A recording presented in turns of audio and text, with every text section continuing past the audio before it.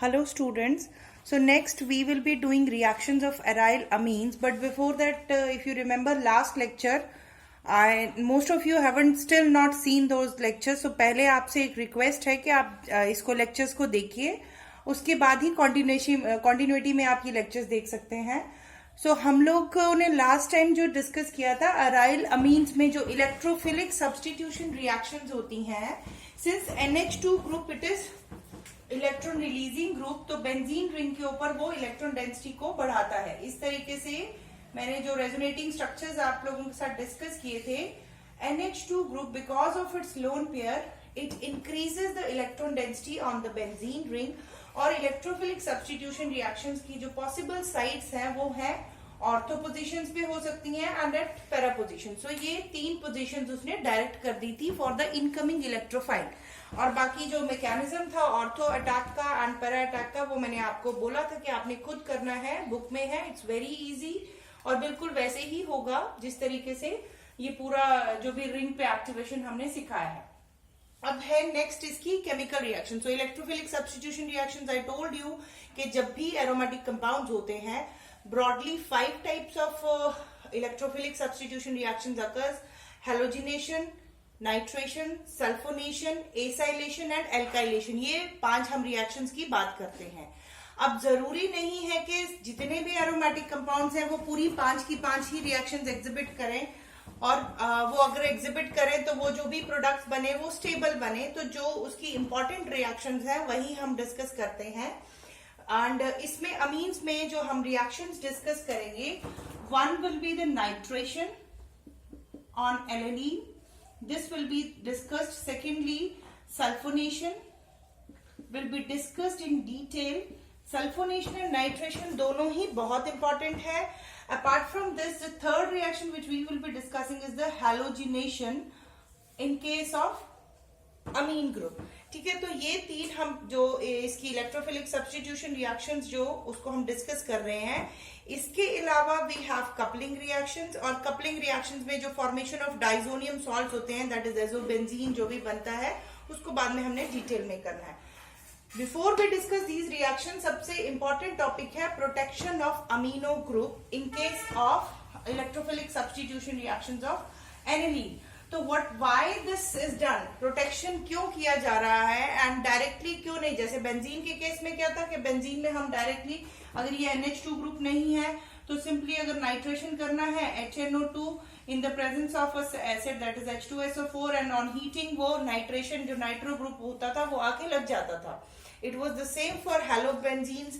जब भी हेलोबेंजीन में नाइट्रेशन होता था, इसी तरीके से ये रिएजेंट ऐड करके and heating we get the product. But in case of this, you can see that nitrogen present on this benzene ring, it is activating the ring, and it is activating the ring to very greater extent. मतलब इतना ज्यादा activate हो जाता है ring कि if suppose I carry out this reaction directly in the presence of H2SO4, there are certain limitations जिसकी वजह से ये reactions हम डायरेक्टली कैरी नहीं करते. एक तो सबसे बड़ा रीजन इसमें क्या है, I am not talking about only this nitration, sulphonation भी वैसे ही है एंड हैलोजिनेशन भी, कि ये जो 3 पोजीशंस हैं जो इसने डायरेक्ट करके रखा है, कौन सा, ऑर्थो 2 पोजीशंस है एंड 1 पैरा पोजीशन, उन सब में इलेक्ट्रॉन डेंसिटी इतना ज्यादा होगा that this nitration will be, this particular nitro group will be coming to all the 3 positions. हमें अगर मोनो सब्स्टिट्यूटेड चाहिए है तो मोनो सब्स्टिट्यूशन के बजाय ये तीनों पोजीशंस जो है वो नाइट्रेट हो जाएंगी. ये इलेक्ट्रोफाइल जो है वो तीनों ही पोजीशंस पे आके लग सकता है, क्योंकि इसके जो नाइट्रोजन के इलेक्ट्रॉन्स हैं वो रिंग को दिए जा रहे हैं. रिंग में इलेक्ट्रॉन डेंसिटी बहुत ज्यादा है, तो जो एक्सटेंट ऑफ इलेक्ट्रोफिलिक सब्स्टिट्यूशन है, it will not stop only at 1 position but rather all the 3 positions, 2 ortho positions and 1 para position, all will be substituted.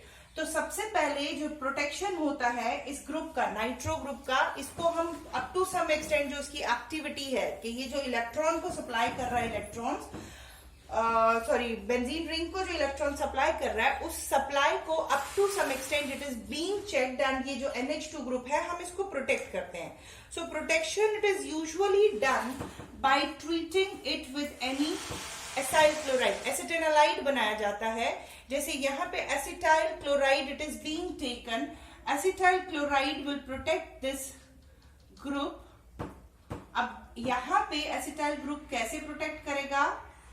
one of the hydrogen in case of NH2 group will take up the chlorine from acetyl chloride, HCl molecule will precipitate out and the resulting product will be NHCOCH3.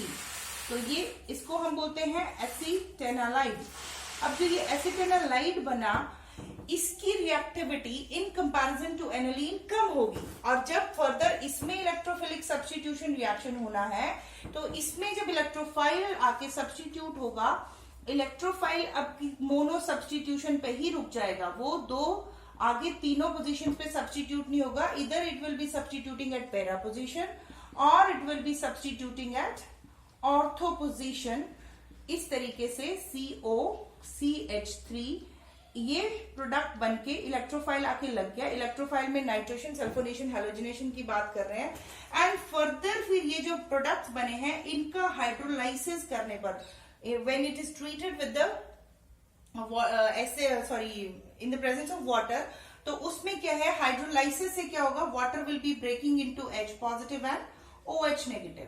ये bond फिर टूटेगा. OH जो है that will be taken up by the acetate group and यहां से there will be loss of acid as acetic acid और H जो है वाटर का that will come and attach to ammonia.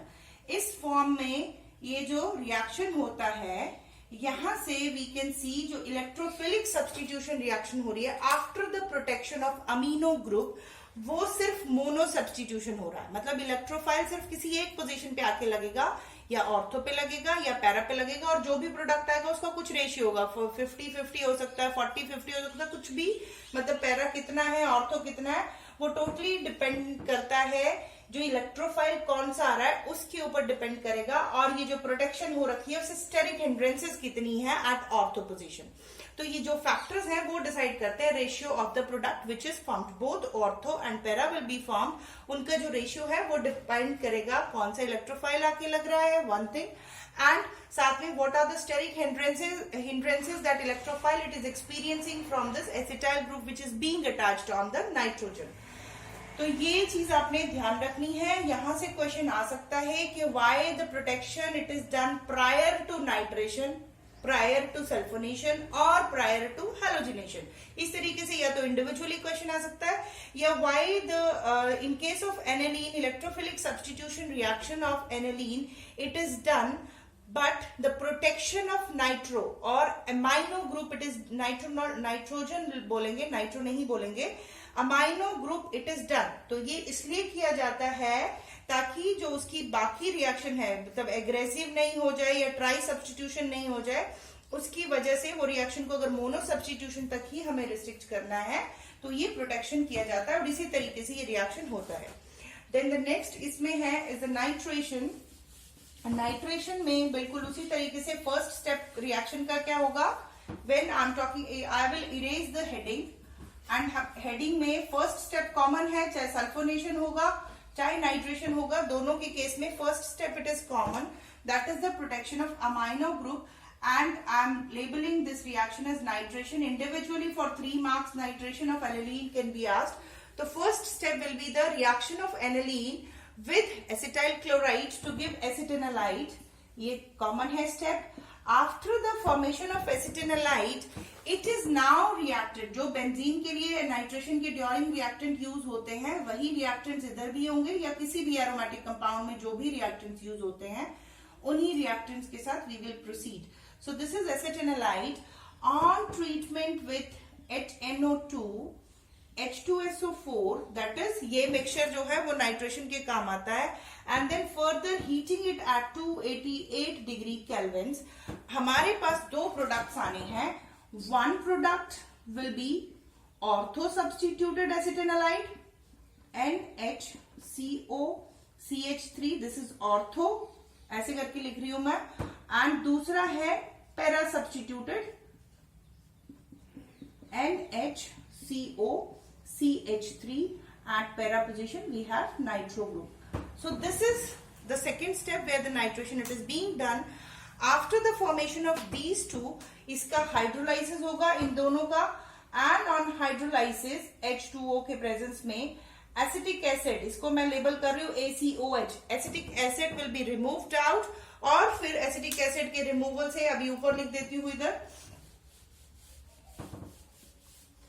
इस तरीके से the hydrolysis of the two is done in the presence of H2O where acetic acid को मैंने ACO करके लिखा है, ACOH, वी विल गेट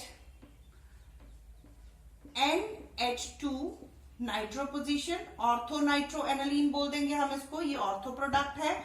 और similarly NH2 eight para position, तो ये पैरा प्रोडक्ट है। इस तरीके से nitration it is being done. Direct nitration नहीं होता है, इससे पहले इसको प्रोटेक्ट किया जाता है। एक तो मैंने आपको रीजन बता ही दिया कि वो ट्राइड सब्स्टिट्यूशन होता है, बट इसमें थोड़ा सा रीजन इसमें कुछ और भी है, बहुत इंपॉर्टेंट है वो आपको समझना कि ऐसा क्यों हो रहा है कि डायरेक्ट नाइट्रेशन एरोमेटिक अमीन्स की नहीं की जाती है।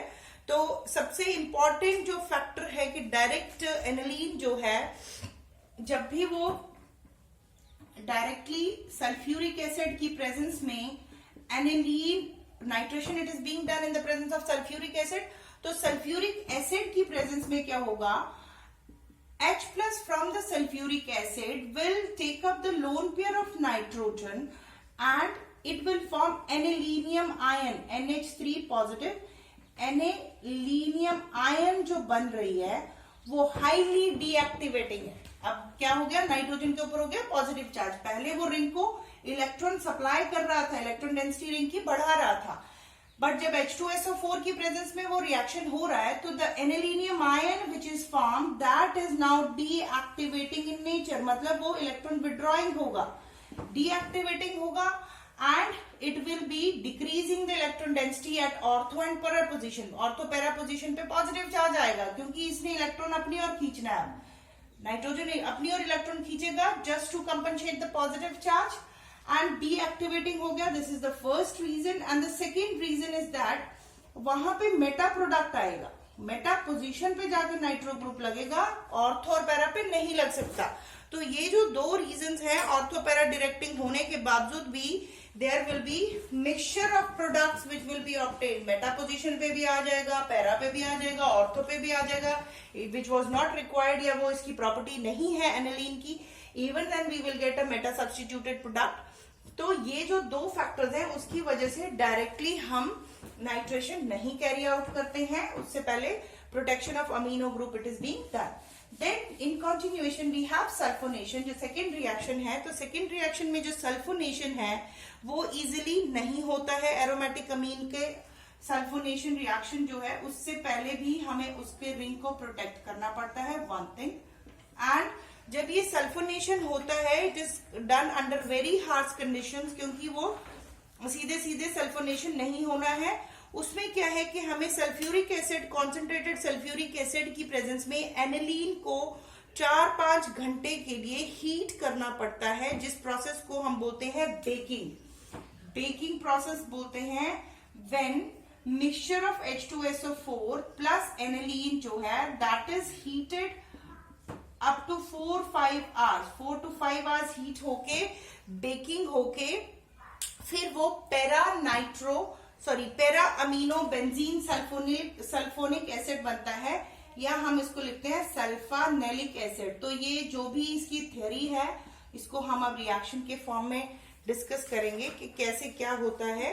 So first will be the aniline. This is also important, sulphonation important है क्योंकि यहां से एक ज्वेटर आयन का क्वेश्चन आता है। तो NH2, यहां पे we have NH2 in the presence of sulfuric acid. The first thing which will happen will be the formation of anilinium hydrogen sulfate. This compound will be formed. H plus from the H2SO4 will combine with the lone pair of ammonia to give this thing positive. Anilinium ion आया और साथ में वो HSO4 negative, ये salt बन जाएगा। तो इसको बोलते हैं एनालिनियम हाइड्रोजन सल्फेट।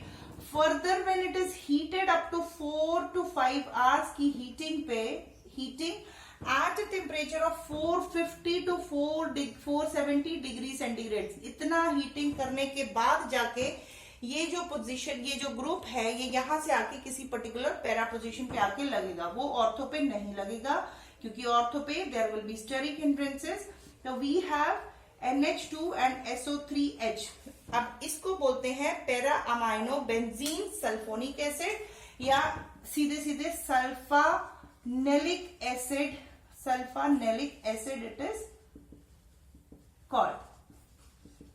अब जो ये सल्फानेलिक एसिड है उसका स्ट्रक्चर ऐसा जैसे नहीं है कि यहाँ पे हम we can see here that ये न्यूट्रल है मॉलिक्यूल, ना NH2 है दूसरी तरफ SO3CH है। No, it is not like this, it exist as a zwitter ion. बहुत इंपॉर्टेंट है ज्विटर आयन और इसके एविडेंसेस के, how we can say that जो ये जो सल्फानेलिक एसिड बन रहा है that is existing as a zwitterion. तो zwitterion structure of sulphanilic acid, it is proved by certain properties. This is NH2 and this is SO3H. Now it will be the hydrogen from here SO3H में it will migrate to this NH2 lone pair abstract करके it will be giving NH3 positive and SO3 negative. तो ये ion बन गया, मतलब internal adjustment है, internal structure है। ऐसे ही स्ट्रक्चर जिसमें की सॉल्ट बनता है, जिसमें जो आयन्स बनती हैं, although that overall molecule it is neutral in nature, but उसमें अपने में ही विद इन द मॉलिक्यूल ही चार्ज सेपरेशन है कि ना एक एंड पॉजिटिवली चार्ज है, दूसरा कहीं पे भी नेगेटिव चार्ज है। ओवरऑल मॉलिक्यूल जो है वो न्यूट्रल है। तो now is the evidences in support of this existence of zwitter ion. Zwitter ion structure के लिए जो फर्स्ट एविडेंस है that is the melting point. अगर एनिलीन की बात किया जाए, एरोमेटिक अमीन जिसको बोल रहे हैं, तो उसका मेल्टिंग पॉइंट होता है for aniline, the melting point of aniline is 267 kelvin. And जो सल्फोनिक एसिड बनता है, मतलब ये SO3H, सिर्फ ये बेंजीन सल्फोनिक एसिड SO3H, इसका जो मेल्टिंग पॉइंट है 339 है। अब ये वाले स्ट्रक्चर में ये दोनों ही आ गए, एक में NH2 भी आ गया और दूसरा SO3H भी आ गया। तो जो मेल्टिंग पॉइंट होना चाहिए था वो कहीं इन दोनों के बीच में होना चाहिए था, some similar to these two, but it is not so. उसका जो मेल्टिंग पॉइंट है, उसके मेल्टिंग पॉइंट के आने से पहले ही ये कंपाउंड डिकम्पोज हो जाता है at 550 to 570 degree centigrade. So this is the first evidence in support of the mechanism, sorry this structure, that ये स्ट्रक्चर इस तरीके से नहीं एग्जिस्ट करता। अगर वो इस तरीके से एग्जिस्ट करता तो एनिलीन का 267 मेल्टिंग पॉइंट था, इसका बेंजीन सल्फोनिक एसिड का 339 था, तो उसके आसपास में ही कहीं पे वो बीच में मिड में कहीं लाए करना चाहिए था उसका मेल्टिंग पॉइंट, बट इसका बहुत हाई है, मतलब 550 to 570 डिग्री सेंटीग्रेड के बाद ही वो मेल्टिंग पॉइंट आना है, बट उससे पहले ही वो कंपाउंड डिकम्पोज हो जाता है। This is the first supporting mechanism. Then the second is कि ये जो सल्फोनिक एसिड होता है और एनिलीन है, both are soluble sulphonic acid, sorry. Second evidence है कि SO3H जो है इट इज वाटर सॉल्युबल, ठीक है, it is soluble in water, जबकि जो एनिलीन होती है that is insoluble in water.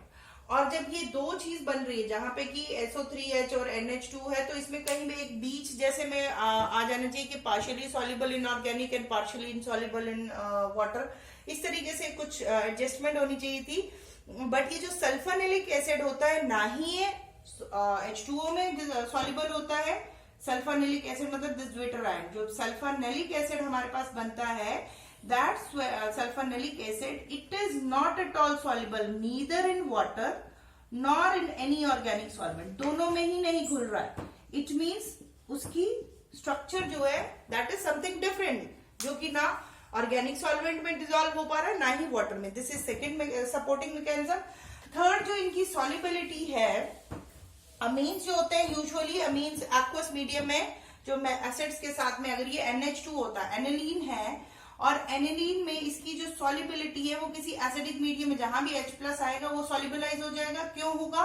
क्योंकि H+ जो है वो लोन पेयर लेके एक एनिलीनियम आयन बनाएगा एंड इन दैट केस वो एसिड्स में सॉल्युबल होगा, सॉल्युबल इन एसिड्स। बट ये जो सल्फोनिलिक एसिड होता है, it is not soluble in acids, it is insoluble in acids, rather it is soluble in basis. वो अल्कलीज में सॉल्युबल होता है और एसिड्स में भी सॉल्युबल नहीं होता। तो इसकी जो सॉल्युबिलिटी है बेसिस की, उसकी केमिस्ट्री क्या है कि why they are soluble in bases and why it is not soluble in acids. Acids में इसलिए सॉल्युबलाइज नहीं हो सकता क्योंकि ऑलरेडी एनालिनियम आयन बना हुआ है। तो एनालिनियम आयन जब ऑलरेडी बना है तो it is impossible to further dissolve or further accept another hydrogen. And why it is soluble in alkalis? NH3 positive, SO3 negative when treated with any alkali, NaOH negative. तो Na जो है that will form a salt. Sodium para amino benzene sulphonate इस तरीके का salt बनेगा और यहां से ये हाइड्रोजन भी दे देगा, NH2 बनेगा और यहाँ SO3 Na positive negative H2O। तो उसकी वजह से इसकी अल्कलीज में सॉल्युबिलिटी होती है सल्फोनिलिक एसिड की। So this is about the sulfonation and zwitter ion. Zwitter ion बहुत इंपॉर्टेंट है इसमें, वो आपने ध्यान रख लेना है। Then the next reaction it is the halogenation. Halogenation में भी as I already told you कि हाईली एक्टिवेटिंग ग्रुप है। तो अगर इसको बिना प्रोटेक्शन के, जैसे इसको ग्रुप को प्रोटेक्ट नहीं किया अमाइनो ग्रुप को and directly bromination it is being carried out in aqueous medium, then तीनों पोजीशन जो है वो उसकी ब्रोमिनेट हो जाती हैं, that is NH2 ortho para position पे आके ब्रोमीन लगेगा। तो इसको बोलते हैं 2,4,6 ट्राइब्रोमो एनिलीन। इस तरीके से हैलोजिनेशन पूरा हो जाएगा। बट अगर इसको सिर्फ मोनो सब्सटीट्यूशन पे ही करना है तो पहले इसको हमें प्रोटेक्ट करना पड़ेगा। सीक्वेंस वही है कि यहाँ एसिटिलाइड बनेगा पहले, NHCO CH3 further bromine and then ortho and para substituted NHCO CH3 at ortho position and NHCO CH3 at para position। इस तरीके से एंड देन फर्दर इसको आगे on hydrolysis it will give substituted aniline at ortho and para position. तो last step आप खुद कर लेंगे। Next reaction which is seen by aniline is the coupling reaction. उसके डिटेल में भी फर्दर रिएक्शंस हैं, बट कपलिंग रिएक्शन को मैं थोड़ा सा ब्रीफ कर दूंगी क्योंकि ये अलग से ही है कि whenever diazonium salts they are made to react with aniline, तो azo products or dyes are formed and this reaction it is known as coupling reaction, that is C6H5 and triple bond N C L negative and this is N positive। तो ये diazonium salt है, when made to react with substituted aniline, जैसे यहाँ ME है, even if it is not substituted will work in the presence of acid, we will have यहाँ से Cl जो है that will be taken up by the para position hydrogen जो लगा हुआ है at para position and we will have C6H5 and double bond N azo products will be formed। This is coupling reaction। coupling मतलब इकट्ठा हो जाना, couple up हो जाना। तो ये दोनों ही कपल अप हो जा रहे हैं। पैरा हाइड्रोजन इससे Cl लेके HCl निकल जा रहा है एंड ये आके ये जो इसका ट्रिपल बॉन्ड है that is given back here, ये वाला bond will come and form bond with the nitrogen and will have a azobenzene, that is para N dimethyl amino azobenzene will be formed। So this is all about the coupling reaction। Next जो हम study करेंगे that is reaction of diazonium salt। So I will write down the heading और बाकी ये इसको next video में मैं upload करूंगी। A reaction of diazonium salts।